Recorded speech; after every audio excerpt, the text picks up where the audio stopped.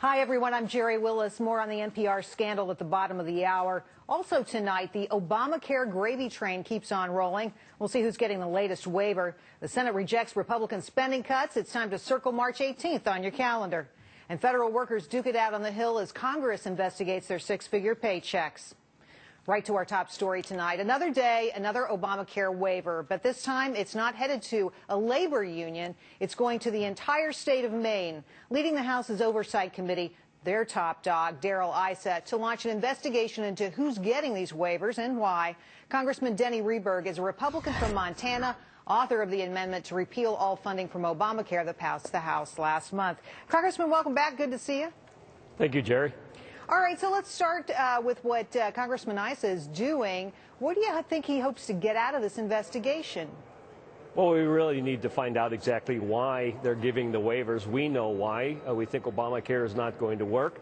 And why shouldn't all the states that want to get waivers be given it as well? So we want to know the criteria, where they made the decisions, and then ultimately find out, are they doing it for their friends?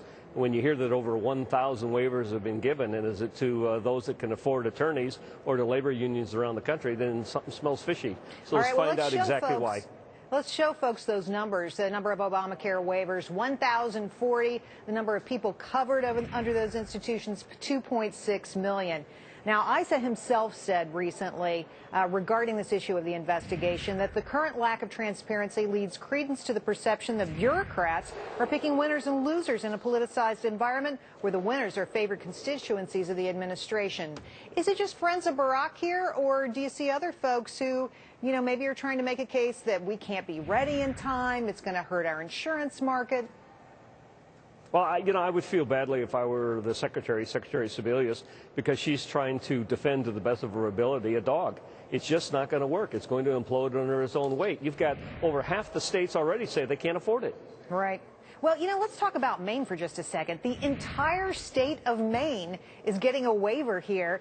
And let's see, Kentucky, Nevada, New Hampshire, short on their tails, asking for a waiver for all their insurers so they don't have to meet the requirement of spending 80 to 85 cents on care. Now, is that fair that an entire state gets a free pass like this? I think every state ought to have the opportunity to get a free pass. Frankly, it's not going to work. In my own state of Montana, they're getting a load dumped on them of about $100 million of unanticipated costs. We just don't have that kind of money. So the federal government ought to look at all the states and give them all a waiver. All right. Well, the judge, Roger Vance, of the U.S. District Court judge, who's been hearing the case, ruled against Obamacare. Here's what he said recently regarding Obamacare's route to the Supreme Court. He says the sooner this issue is finally decided by the U.S. Supreme Court, the better off our entire nation will mean. Hey, does that mean that you Republicans aren't going to defund this thing, that you're going to cease and desist on your efforts to get rid of it? No, we're going to do everything we possibly can to stop it in its tracks.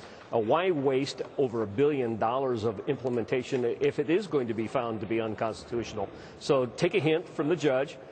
We believe what he says, but at the same time, we'll do everything we can to repeal. The Senate's standing in the way right now, and to defund, and the Senate is standing in the way right now. So we know where the problem is, and if we can't get the Senate to change their tune, then we're going to have to change the Senate and change the president and defund and repeal and replace.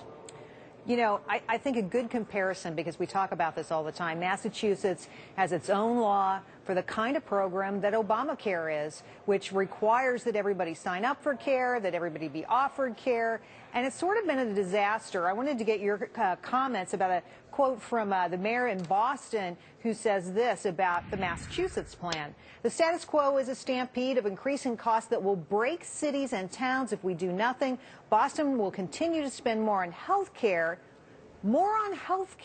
than on the entire police department. What do you make of that? It was an experiment, and it's going to be a failed experiment in America. It's 1/6 of our economy, and our economy is already struggling. So you can't put the burden on the states, and I think Massachusetts is already showing that it can't be done in one state, and certainly will not be able to be done nationwide. So we wish the Senate and the President would get the hint. The American people in the last election said stop this thing, and so far they're standing in the way, but we think enough pressure will be applied. Eventually they'll catch on, or they'll be gone. You know, we're debating the budget today, and as expected, everything went down, down, south, south. Democrats losing bigger than the Republicans. No surprises there. But do you think the two sides will be able to come together anytime soon? Well, we need to, and that's why, the first piece of legislation I introduced at the beginning of this Congress was a balanced budget requirement in the Constitution. But tomorrow, I'm going to be sponsoring legislation, dropping it in the hopper, that says no pay raises for congressmen and senators until they balance the budget. That's me included. Let's hold the feet to the fire. Let's cinch our belts like all of America is having to do. It's time that we come to grips with our spending problem in America. America knows it. Congress doesn't. Well, we're happy to hold their feet to the fire. That's for darn sure. Congressman Rehberg, thanks for coming in. We appreciate it. You bet. Thanks, Gerri.